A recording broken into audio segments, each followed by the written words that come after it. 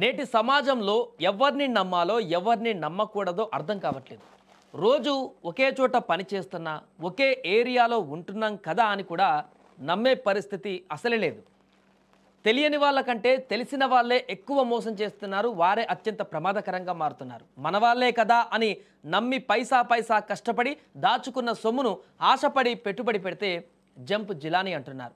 ప్రశ్నిస్తే ఎదురుదాడి చేస్తున్నారు. తాజాగా సంగారెడ్డిలో జరిగినటువంటి ఘటన తీవ్ర కలకలం రేపుతోంది. సంగారెడ్డి జిల్లా పటాన్ చెరువు ఏపీఆర్ గ్రాండ్రియాలో ఉంటున్నటువంటి చిత్తూరు జిల్లాకు చెందిన విద్య అనే మహిళ తోటి మహిళను మోసగించి నమ్మించి దాదాపు 18 కోట్ల చీటింగ్ చేసింది. అడిగిన పాపానికి బాధితులను దాడులకు తెగబడింది. వారందరినీ కూడా ఒక రూమ్లో వేసి సికింద్రాబాద్ వారాసిగూడలో ఉండేటువంటి విద్య ఏపీకి చెందిన ఓ వైసీపీ మాజీ ఎమ్మెల్యే పేరు చెప్పుకొని భారీగా డబ్బులు వసూలు చేసింది. అక్కడ తక్కువ ధరకు బంగారం ఇప్పిస్తానని, అదేవిధంగా ఇంక రకాల ఆ డబ్బులను ఎక్కువ చేసి చూపిస్తానని చెప్పి వారిని నమ్మించి అధిక డబ్బులు ఇస్తామని నమ్మబలికి వసూలు చేసింది. అడిగిన ప్రతిసారి వారికి మాయమాటలు చెప్పింది. తిరిగి డబ్బులు అడిగినప్పుడు ఒత్తిడి ఎక్కువ కావడంతో వెంటనే అక్కడి నుంచి సంగారెడ్డి జిల్లా పటాన్ చెరువుకు మకాం మార్చింది. వారాసిగూడ నుంచి ఆ ప్రాంతానికి వెళ్ళింది. ఇక బాధితులు గట్టిగా అడగడంతో అక్టోబర్ 9న ఇస్తానని చెప్పింది. అందరినీ ఒక చోటకు రప్పించింది. పటాన్ చెరువుకు బాధితులు వచ్చాక అందరినీ గదిలో పెట్టి రాడ్లతో దాడి చేయించింది ఈమె. దీంతో ఓ బాధితురాలికి తీవ్ర గాయాలవగా స్థానిక ఆసుపత్రికి తరలించారు.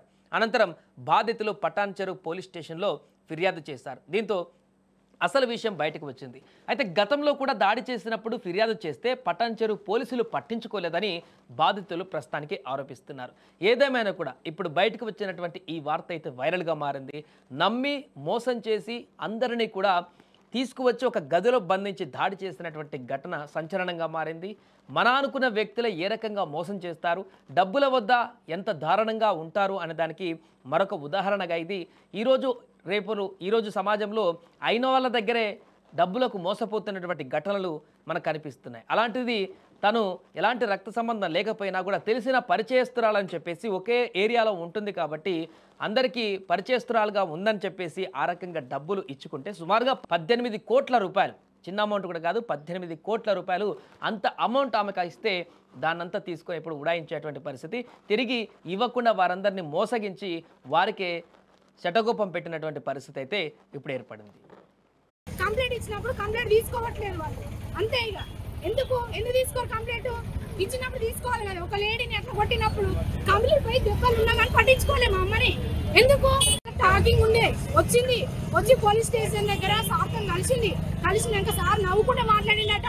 ఎస్ఐఓ సిఐఓ తెలియదు, నవ్వుకుంటూనే ఆమె దగ్గర ఏం తిన్నారో ఏం చేశారో కానీ పోలీస్ వాళ్ళ దగ్గర నుంచి మాకు న్యాయం లేదు.